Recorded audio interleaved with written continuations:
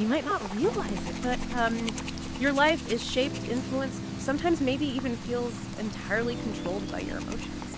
We all navigate these incredible highs and, well, some really challenging lows, right? But what if there was a way to truly understand these inner workings, to sort of master them and steer your own course? Today we're taking a deep dive into a really fascinating book, Counselling for Toads, a psychological adventure. It's by the British psychologist Robert Ford. And this isn't just like a dry textbook, it's a profound journey of psychological healing, but it's cleverly presented as a story. It uses those characters we know, from The Wind and the Willows. So our mission for you today is pretty simple. We're offering a kind of shortcut to essential psychological knowledge you can actually use in everyday life. We'll explore how to maybe pinpoint your emotions a bit better, navigate tricky interpersonal communication by understanding these things called ego states, and will ultimately help you find your own path to happiness and deeper emotional intelligence. Get ready to see how a literary toad's journey might just shed some light on your own path to emotional freedom. It's quite something. Let's kick off with a really captivating story straight from the book. Imagine Mr. Toad. He's a wealthy heir, right? But through a series of, let's say, unfortunate events, he loses his family fortune to fraud, ends up in prison, and then, with the help of his loyal friends, he manages to reclaim absolutely everything. His home, his status, everything. Sounds like a perfect happy ending, doesn't it? The kind you'd expect. It really does. A classic storybook ending. But what's so compelling, and maybe a bit unsettling, is that despite getting it all back, the wealth, the freedom, Mr. Toad is just utterly miserable. He's lost his will to live, basically, stuck in this deep, deep depression. Wow. Yeah. And this immediately raises a really important question for all of us, I think. Why? Why, after solving every material problem, did happiness still completely elude him? So his friends, naturally very concerned, persuade him to seek psychological counseling. That's really where the heart of the book is, these 10 therapy sessions that end up revealing some pretty universal psychological insights, stuff relevant to everyone, not just, a fictional toad. Right, and that's the journey we're going to follow. Through Toad's sessions with his counselor, Heron, who's very insightful, we'll unpack how even your own, maybe seemingly minor emotional struggles might actually have roots far deeper than you've ever considered. So, okay, how do we even begin to get a handle on something as vast and, intricate as our emotions? The book introduces a tool, doesn't it? Simple but powerful. It does. It's called the emotional thermometer. An emotional thermometer? Yeah, exactly. It helps you quantify your emotional state. Yeah. Put a number on it, basically, on a scale of 1 to 10. So think of it like this. 1 is feeling absolutely terrible. Maybe even, having thoughts of doing something drastic, as the book puts it, or feeling completely worthless. A 5 means you're, okay, ticking along, not too bad, but could definitely be better. And a 10, that's feeling incredibly joyful, really truly on top of the world. That's interesting. So you can actually try this yourself. Absolutely. You can do it right now. Just sort of picture a scale in your mind, or even jot it down, and then ask yourself honestly, how do I feel right now? Give it a number. The book gives some good examples, like feeling great after seeing old friends, having a wonderful meal, already looking forward to seeing them again next week. That's probably an 8 or above. High up there. Makes sense. Or maybe you're feeling tired from too much work, just dragging a bit, but you're looking forward to a vacation that's just around the corner. That might be more like a 5 or a 6. Not ideal, sure, but there's potential there, something to look forward to. Now, Mr. Toad, when he starts his therapy, he marks himself way down at a 1 or 2. Wow, that low. Yeah. He recalls this really dark period where he genuinely considered doing something drastic, as he puts it. He felt utterly worthless, partly because of his friends' criticisms, Rat calling him a detestable fellow, and Badger being so strict, almost father-like. It's interesting how we often connect our feelings directly to external events, isn't it? What happened, who said what? The world outside seems to have such a huge impact on our internal state. It definitely does. External realities are powerful influences, no doubt about it. But the book suggests something deeper, right? It makes a really profound point. The true answer to how to get better, how to genuinely shift that internal state, ultimately lies within you. Think about it. When you're feeling down, is your first instinct to look outward for solutions or blame? This book really challenges us to seek the root cause internally. It suggests that's the only way to genuinely resolve those deeper issues, not just put a temporary Band-Aid on them. Okay, that's a big idea. So let's unpack where these deep-seated emotional responses actually come from then. The counselor, Heron, talks about our behavior patterns being like a palette of colors. That's a great analogy from the book, yes. We start with just a few basic emotions at birth, innate things like joy, anger, fear. But as we grow, these evolve into much more subtle and complex patterns, these ego states. Ego states, right. Psychologists generally identify three main ones: the child ego state, the parent ego state, and the adult ego state. Each of these sort of defines our behavior patterns throughout life. Think of them like primary colors. Mixing them creates this endless spectrum of shades and hues that make up our personality and reactions. Understanding them is really key to self-awareness. Okay, so how do these actually show up in our day-to-day lives? Can you walk us through them? Let's start with the child. Sure. So the child ego state. Even in us adults, this shows up. There is natural child, that's our spontaneous, unfiltered emotional self. Pure joy, raw anger, immediate fear. It's our most authentic, basic emotional core. But then there's the adapted child. This reflects all those behaviors and coping mechanisms we learned growing up to, well, survive and get our needs met. Maybe we learned to be quiet to avoid trouble, or perhaps the opposite, to be demanding to get attention. Okay. These early strategies, learned unconsciously often, form a big part of our personality core. They really shape how we react to things like authority or stress or conflict, even now as adults. And this is where it gets really interesting, isn't it? Because we can just slip back into this child state without even noticing. The book has great examples, like fear and anxiety. Maybe when you're faced with someone you see as stronger or more critical, you suddenly feel small, fearful, maybe overly compliant. You don't argue back, even if you feel you're right. Exactly. Toad does that a lot. He feels this intense fear and anxiety when criticized, especially by Badger, because it echoes how he felt with his critical father. It's an automatic, learned response. Or what about sulking or tantrums? We've all seen adults, maybe even been adults, who react to disappointment like a child denied a toy, right? That pouting or maybe getting unreasonably angry or demanding. Absolutely. Sulking, for instance, is often a child's way of expressing anger when they feel powerless to defy their parents directly. And we carry that pattern forward sometimes. It's the adapted child stepping in when things don't go our way. And it's not like these behaviors are inherently bad or wrong. No, not at all. Everyone has off days, everyone gets upset. Right. But the pattern is the issue. If these child state reactions dominate, they often lead to negative consequences. They can make us feel like a failure, which, for Toad, was a huge trigger for his depression. Left unchecked, these ingrained patterns can unfortunately contribute to more serious psychological problems down the line. Okay, that makes sense. So next up is the parent ego state. I think many of us have had that moment, oh no, I sound just like my mother, or I'm doing exactly what my dad used to do. It's not just genetics, is it? Definitely not just genetics. From the moment we're born, maybe even before, we're absorbing our parents' values, their morals, their ways of behaving, their tone of voice, everything. So when you find yourself acting, thinking, or speaking in ways that directly mirror your parents or primary caregivers, you're likely operating from your parent ego state. And there are different types of this parent state too. Yes, a common one is the critical parent. That's the inner voice or sometimes outer voice that says things like, you always mess things up, or that's not good enough. It can be directed at others, or very often at ourselves. Badger, Toad's friend, is a perfect example of the book. He's constantly criticizing Toad, telling him things like, you can't do anything without me. Very controlling, very judgmental. Right. And there's another one, self-directed. Yes, the persecuting parent, but self-directed. This is a really tough one. It's where people relentlessly judge and condemn themselves, truly believing deep down that they're useless or fundamentally flawed. Now, healthy self-reflection is good, it helps us grow, but this kind of internal self-condemnation is different. It's like wearing self-imposed shackles, constantly putting yourself down. So these parent and child states, they sound pretty fundamental, almost like survival mechanisms from our past. They absolutely are. The child state holds our core emotions and survival instincts, and the parent state carries the values and rules we learned early on. It's completely normal, even necessary, to visit these states sometimes. They're part of us. But the key is not getting stuck there. Exactly. If you find yourself stuck constantly judging yourself like a critical parent, or letting old childhood fears and reactions run the show from the child state, that's a big signal. It means it's probably time to consciously, intentionally work on strengthening and operating from your adult state. Okay, the adult state. This is where we want to be aiming for more often, right? Yeah. This is where rational thought lives. Precisely. The adult ego state is where we can be rational, objective, and make conscious choices based on the here and now. We're not just automatically reacting based on old parental tapes or childhood feelings.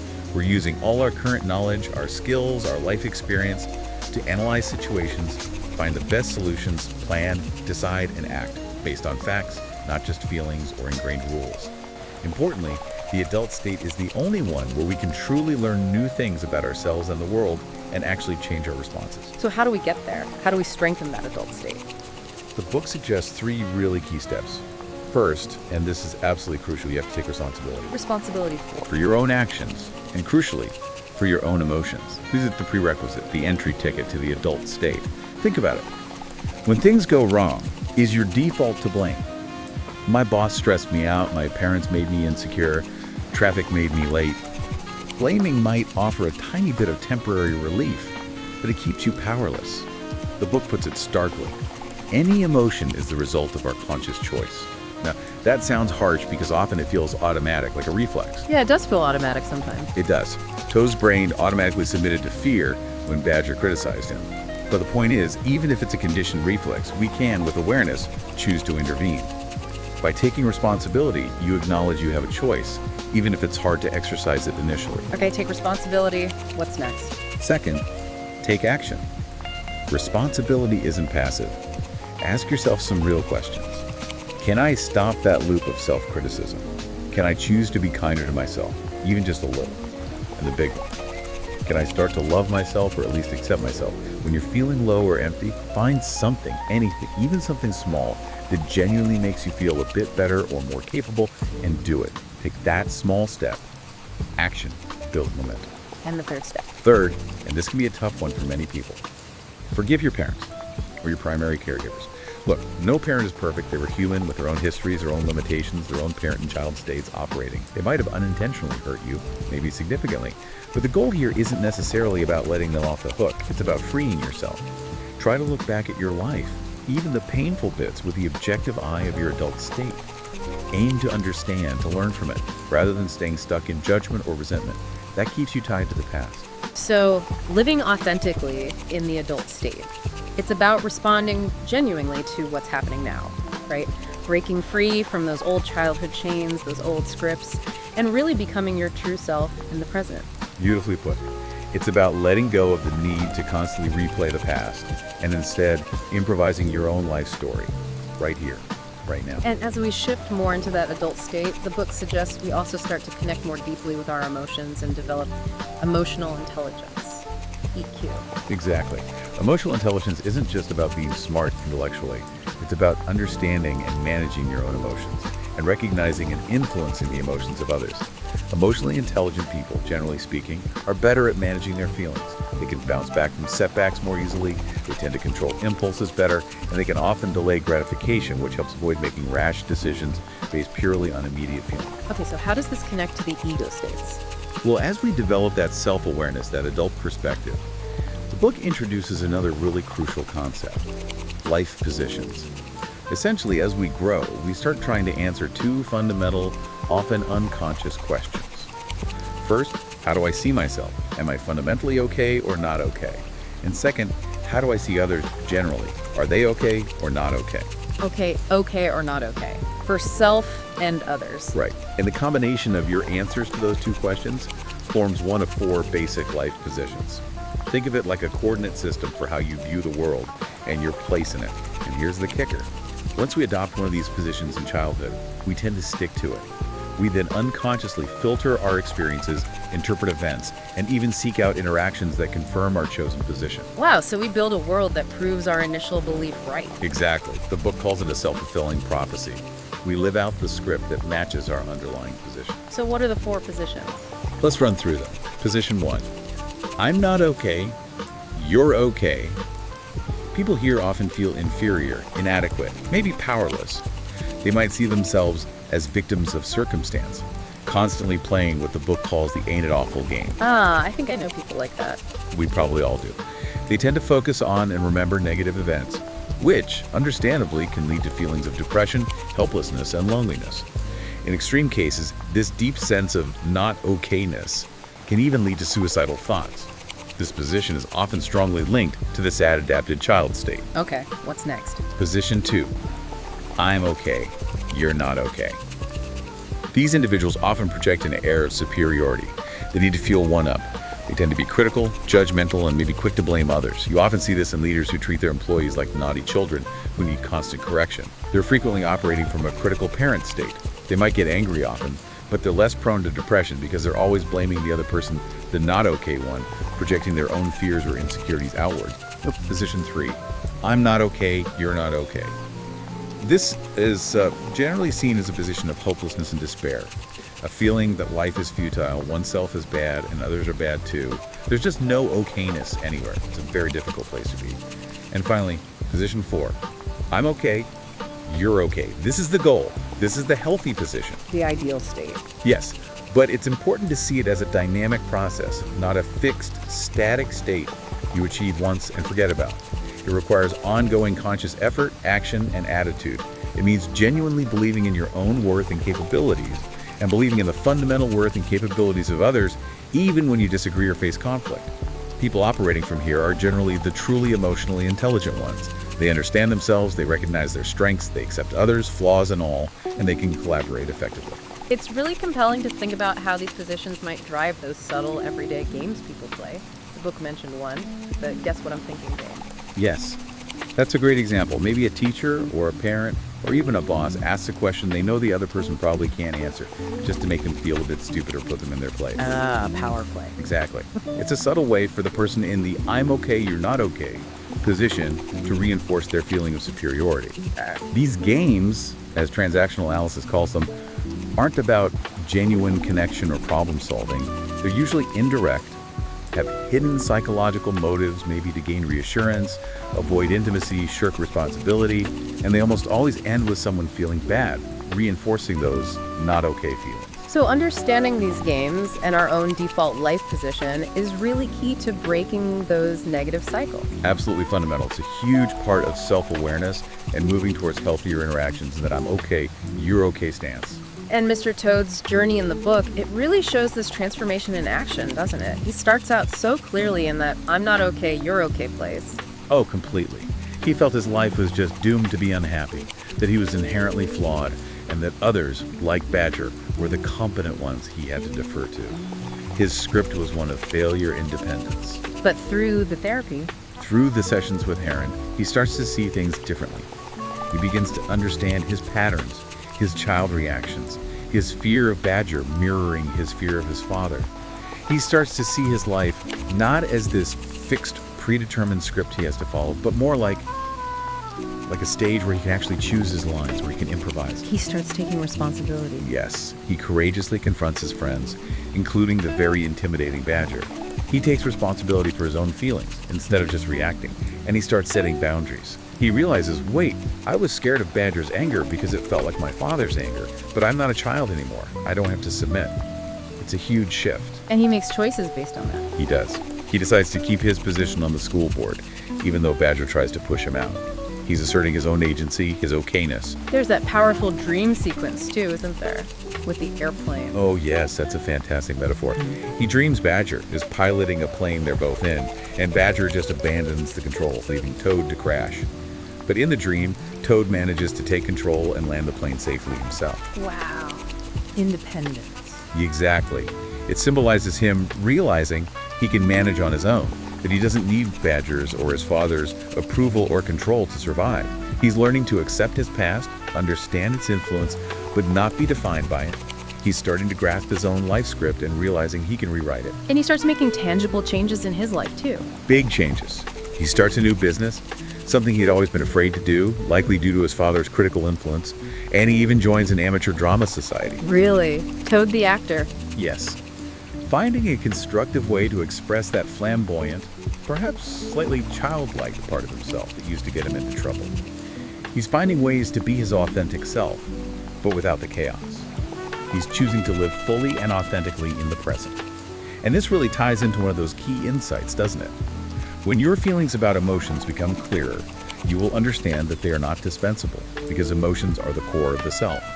He's not suppressing his emotions, he's understanding and integrating them. That realization feels so central.